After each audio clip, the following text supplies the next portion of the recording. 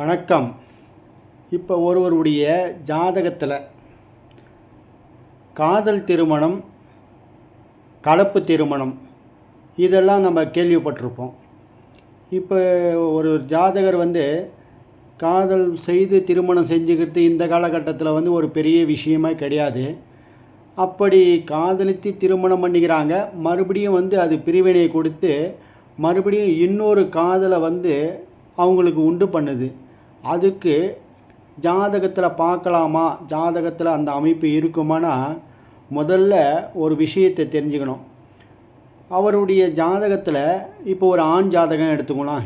இப்போ இந்த ஒரு கட்டத்தில், இந்த தெரிகிற கட்டத்தில் இந்த ஜாதகரை எடுத்துங்க. இவர் பிறக்கும்பொழுது பாருங்கள், தனுசு லக்கணத்தில் பிறந்திருக்கார். லக்கணத்திலே புத பகவான், மகரத்தில் சூரியன் சனி, கும்பத்தில் சுக்கிரன், ரிஷபத்தில் கேது, மிதுனத்தில் செவ்வாய், கன்னியில் குரு, துலாமில் சந்திரன், விருச்சிகத்தில் ராகு. இப்படி இருக்கிற இந்த கிரக அமைப்பு இவர் ஒரு திருமணம் பண்ணுறாரு. திருமணம் பண்ண பிறகு இவருடைய மனைவி இன்னொருத்தர் விரும்பி இவர்கிட்ட நான் வாழ மாட்டேன் அப்படின்னு சொல்லிட்டு போகிறாங்க. இந்த மாதிரி கலப்பு திருமணம், காதல் திருமணம், கள்ள தொடர்பு உடைய காதல், இந்த மாதிரி அமைப்பெலாம் ஜாதகத்தில் நாம் போய்ட்டு இன்னொருத்தவங்களுடைய ஜாதகத்தை பார்த்து தெரிஞ்சுக்கணுன்னு அவசியம் கிடையாது. அவங்களுடைய ஜாதகத்தில் பார்த்தாலே அது தெளிவாக தெரியும். இப்போ இந்த ஜாதகனுடைய ஜாதகத்திலே தெரியுது இவருடைய மனைவி கள்ள காதல் இல்லை கள்ள தொடர்பு இருக்கிறத தெளிவாக காமிக்கிறது. அது கள்ள காதல் கள்ள தொடர்புன்னு சொல்கிறத விட அந்த காதல் வயப்படக்கூடிய காலம் இந்த ஜாதகனுடைய ஜாதகத்தில் கிரக அமைப்பு அப்படி இருந்ததுன்னா அவங்களுக்கு அந்த சூழ்நிலையை உருவாக்கும். எல்லாருக்கும் இந்த கிரக அமைப்பு இருந்து எல்லாருமே அந்த தவறை செய்வாங்களா அப்படின்னும்போது அப்படிலாம் இல்லை. கோச்சார கிரகங்கள் நகர்ந்து வரும்பொழுது உங்களுடைய பிறப்பு ஜாதகத்தில் கிரக அமைப்புகள் எப்படி இருக்கோ அதுக்கு ஏற்றார் போல் அதனுடைய மனநிலையை உண்டு பண்ணும். அதுதான் ஜாதகனுடைய வாழ்க்கை நிலை. இந்த ஜாதகருக்கு சுக்கிரன், அதுவும் கூட வக்ரம் பெற்ற செவ்வாய் 5ல், சூரியன் சனி, அதுக்கு 5ல் கேது பகவான். கேது சனி பகவானும் கேதுவும் சேர்ந்தாலோ, சனி பகவானும் ராகுவும் சேர்ந்தாலோ இந்த விஷயம் இந்த காலகட்டங்களில் நடந்தே தீரும்ன்றது அது ஒரு தீர்ப்பு. அது எழுதப்படாத ஒரு விதி. இப்போ குரு பகவானுக்கு 5ல் கேது. எப்படி இந்த ஜாதக அமைப்பு இருக்குது பாருங்களேன். இவர் எந்த ஒரு தவறும் செய்யலை. இவர் ஒரு திருமணம் பண்ணுறாரு. ஆனால் இவருக்கு பிடிக்கலைன்னு சொல்லிவிட்டு அவங்க அந்த பெண்மணி இவரை நீங்கி ஒருத்தர்கிட்ட இன்னொருத்தர்கிட்ட விரும்பி கல்யாணம் பண்ணின்னு போயிடுறாங்க. அதற்கு என்ன காரணம்னா இவருடைய ஜாதகத்திலே தெளிவாக சொல்லுது. இவருடைய ஜாதகத்தில் மனைவி யார்? சுக்கிரன். சுக்கிரன் யார் கூட? வக்ரம் பெற்ற அந்த செவ்வாய் கூட சேர்க்கை பெறார். எந்த ஒரு ஜாதகத்திலையும் காதல் திருமணம், கலப்பு திருமணம், கள்ள தொடர்பு திருமணம் இந்த மாதிரி அமைப்பு வருது. அதை எப்படி எளிமையாக கண்டுபிடிக்கலான்னா, சுக்கிரன் செவ்வாய், இப்போ ஆண் ஜாதகமாக இருந்ததுன்னா சுக்கிரன் கூட ஒரு வக்ரம் பெற்ற கிரகம், இல்லை வக்ரமற்ற கிரகம்னா குஜாதி ஐவர்கள் வக்ரம் பெறுவாங்க. யார் யார்? செவ்வாய், புதன், சுக்கிரன், குரு, சனி பகவான். இந்த ஐவர் வக்ரம் பெற்று சுக்கிரன் கூட தொடர்பு வாங்கினாலும் சரி, இல்லை அந்த சுக்கிரன் ராகு கேதுக்களுடைய தொடர்பு வாங்கினாலும் சரி, இந்த ஜாதகனுடைய மனைவி அவங்களுக்கு எப்பெல்லாம் அந்த ஜாதகன் அமைந்த கட்டத்தில் அமைந்த சுக்கிரன் ஒரு வீட்டில் அமர்ந்திருக்கிறார். இவருக்கு எங்கே உட்காந்துருக்காரு? கும்பத்தில் அமர்ந்திருக்கார். இந்த கும்பத்துக்கு எப்பப்பெல்லாம் ராகு கேது 5ல் தொடர்பு வாங்குதோ அப்பொழுதெல்லாம் அவர்களுக்கு அந்த ஒரு சூழ்நிலையை, அந்த காலகட்டத்தை உருவாக்கும். அந்நியருடைய தொடர்பு, நட்பு அந்த மாதிரி காலகட்டத்தை உருவாக்கும். இதை எளிமையாக எல்லாருடைய ஜாதகத்திலையும் செக் பண்ணிக்கலாம்.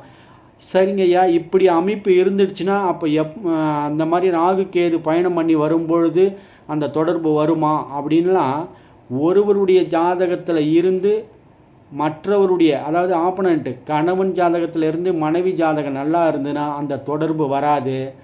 அதுவே மனைவி ஜாதகத்தில் நல்லா இருந்து கணவனுடைய தொடர்பு ஜாதகத்தில் நல்லா இல்லைன்னா அந்த தொடர்பு வராது. 2 பேருனுடைய ஜாதகத்திலையும் இந்த அமைப்பு சுக்கிரன் ராகு, சுக்கிரன் கேது, குரு கேது, சுக்கிரன் கேது, செவ்வாய் ராகு, செவ்வாய் கேது இந்த மாதிரி இல்லைன்னா சுக்கிரன் செவ்வாய் கூட வக்ரம் பெற்ற மற்ற கிரகங்கள் உஜாதி ஐவர்கள்னு சொல்லக்கூடிய செவ்வாய், புதன், குரு, சுக்கிரன் இந்த மாதிரி எந்த கிரகமோ தொடர்பு இருந்ததுன்னா அவங்களுக்கு இந்த மாதிரி காதல், கள்ள தொடர்பு இந்த மாதிரி தொடர்புலாம் வந்து ஏற்படுறதுக்கு உண்டான வாய்ப்புகளை வந்து காலத்தின் கட்டாயத்தை உண்டு பண்ணிடும். ஒன்றுமே இல்லை, அவங்க அதற்கு முன்னாடி வரைக்கும் நல்ல அமைப்பில் தான் இருப்பாங்க. அந்த காலத்தின் கட்டாயம், அந்த கிரகத்தினுடைய வலிமை, கிரகத்தினுடைய பிரபஞ்சத்தினுடைய அனுமதி அவங்கள அந்த சூழ்நிலையை உருவாக்கி அவங்களுக்கு சாதகமாக கொடுக்கும். சரிங்க ஐயா, இந்த சூழ்நிலைகள் எப்படி உருவாக்கும், அந்த தைரியம் எங்கேருந்து வருது அப்படின்னு பார்த்தா வக்ரம் பெற்ற கிரகத்தினுடைய ஆளுமை அது என்ன பண்ணும், எதையுமே பார்க்காது. இப்போ ராகுன்னு வச்சுங்களேன், என்னுடைய எண்ணத்தில் என்ன உதிக்குதோ அதை நான் சாதிச்சே காட்டுவேன் அப்படின்ற எண்ணத்தை கொடுக்கும். கேதுவாக இருந்தால் இனம், மதம், மொழி இந்த 3த்தையுமே தூக்கி வீசிடுவேன். தனக்காக நான் எதை வேணாலும் செய்வேன், என்னை யாருமே எதுவுமே கேட்கவே முடியாது அப்படின்ற ஒரு தன்மையை வந்து கொடுக்கும். கேது, சுக்கிரன், கேது, செவ்வாய் இந்த மாதிரி தொடர்பில் இருக்கிறவங்களுக்கு நான் எதை ஒன்றாலும் தைரியமாக 100க்கு 200% அந்த தைரியத்தை கொடுக்கும். என்னை யார் கேட்க முடியும், நான் சரியாக தான் இருக்கிறேன், எல்லாருமே வந்து இப்படி இருக்க முடியுமா அப்படின்ற காலத்தை அந்த நிகழ்காலத்தில் இருக்கிற அந்த தற்போதைய போயிட்டுருக்கிற அந்த கோச்சார கிரகங்கள் அந்த ராகுவோ கேதுவோ தொடர்பு வாங்கும்போது இப்போ இன்னொரு விஷயம் பண்ணுறோமுங்க. குரு என்றால் ஜாதகர், குரு என்றால் ஜீவன். ஆணாக இருந்தால் ஜாதகர், பெண்ணாக இருந்தால் ஜீவன். அப்போ 2 பேருக்குமே வந்து குரு அவசியம். குரு பகவான் வக்கரமோ இல்லை வக்கர நட்சத்திரங்களிலோ இருந்து அவர் கூட ஏதோ ஒரு கிரகம் வந்து தொடர்பு வாங்குதுன்னு வச்சுங்களேன் கோச்சாரத்தில். இப்போ நிகழ்காலத்தில் ஒரு 18 வயசு ஆகிட்டுருக்கு, குரு வந்து வக்கரமான நட்சத்திரத்தில் இருக்குது, குரு வக்கரமாகவே இருக்கார். அந்த மாதிரி ஒரு ஜாதகம்னு வச்சுங்க, கற்பனை பண்ணிங்க. அப்போ அவருக்கு 1-5-9 ராகு தொடர்பு, அதாவது கோச்சாரத்தில் பயணம் பண்ணும்போது அவருக்கு காதல், திருமணம், கள்ள தொடர்பு இந்த மாதிரி எண்ண அலைகளை கண்டிப்பாக அந்த தைரியத்தை கொடுப்பார். ஒன்றும் இல்லை, குரு ஆல்ரெடி வக்ரமான நட்சத்திரத்துலேயோ இல்லை குரு ஆல்ரெடி வக்ரமான இடத்துலையோ இருக்கிறாரு, அவர் கூட வந்து இந்த ராகு வந்து தொடர்பு வாங்குறாரு. அப்போ என்ன பண்ணோம், எதையும் செய்யக்கூடிய, அதனால்தான் இந்த பையனா இந்த செயலை செஞ்சான், இந்த பொண்ணா இந்த செயலை செஞ்சுது அப்படின்ற செயலை ஊருக்குள்ளே பேசிக்கிறதோ இல்லை உறவு முறைகளில் பேசிக்கிறதோ நம்மளால், அதாவது அந்த பொறுத்துவே கொள்ள முடியாத அளவுக்கு அந்த செயல்பாடுகளை வந்து நினச்சி எண்ணி பேசிக்கிட்டு இருப்பாங்க. ஏன்னா அந்த மாதிரி தைரியத்தை கொடுக்கும். அதுதான் வக்ரம். வக்ரம்னா நான் எதை வேணாலும் சாதிச்சுக்குவேன் எனக்காக அப்படின்னு சொல்லுவாங்க. அந்த மாதிரி சூழ்நிலைகளை உருவாக்கக்கூடியது தான் குரு வக்கரத்திலேயோ, குரு வக்கர நட்சத்திரத்திலேயோ, சுக்கிரன் வக்கரத்திலேயோ, வக்கர நட்சத்திரத்திலேயோ இருந்து கோச்சாரத்தில் ராகு பகவான், கேது பகவான் அவங்க வந்து கடந்து செல்லும் பொழுது 1-5-9 தொடர்பு வாங்கும் பொழுது அந்த காலகட்டத்தில் 18 வயசில் அந்த மாதிரி இளம் பருவத்தில் கடக்கும்போது கண்டிப்பாக அந்த மாதிரி தைரியம், வீரியம், தன்னிச்சையாக முடிவெடுக்கக்கூடிய, எந்த குடும்பத்தையும் எவ்வளோ பெரிய கௌரவமாக இருந்தாலும் தூக்கி விசாரிச்சுட்டு அப்படியே அவங்க போய்கிட்டே இருப்பாங்க. அதுதான் வந்து காதல். அதுதான் வந்து அந்த மாதிரி கலப்பு திருமணம், காதல் திருமணம், கள்ள தொடர்பு திருமணம்.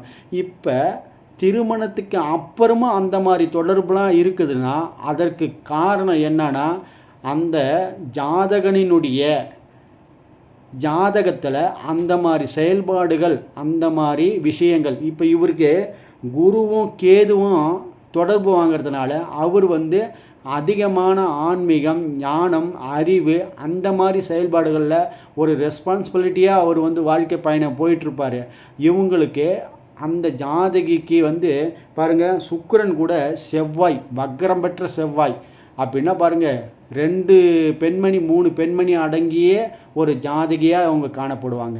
அந்த மாதிரி ஜாதகியை இந்த மாதிரி ஜாதகர் என்ன செய்வார், அடக்கி ஆளக்கூடிய திறமை வந்து குறைந்து காணப்படும். அந்த மாதிரி நேரத்தில் கோச்சார கிரகங்கள் ராகு கேதுக்கள் பயணம் பண்ணி வரும்பொழுது அது தானாக தன்னிச்சையாக அந்த தைரியத்தை கொடுத்து அவங்க நீ எனக்கு வேண்டாம் அப்படின்ட்டு சொல்லிவிட்டு போயிட்டே இருப்பாங்க டாட்டா காமிச்சிட்டு.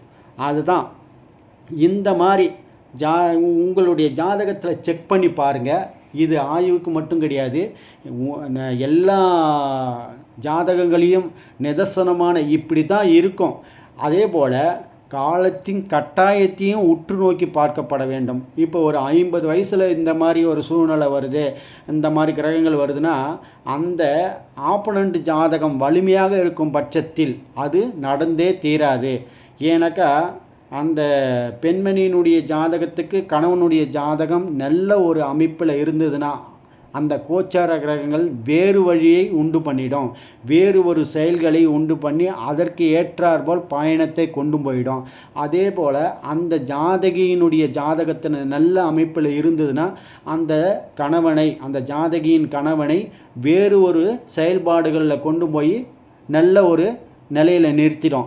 ஆனால் 2 பேரினுடைய ஜாதகத்திலையும் அந்த கூறுபாடுகள் இப்போ நம்ம சொன்ன அந்த மெத்தடுகளில் இருந்ததுன்னா கண்டிப்பாக 100க்கு 200% தீய வழியிலேயே கொண்டு போய் செல்லுன்றதுல எந்தவித ஒரு சந்தேகமும் கிடையாது.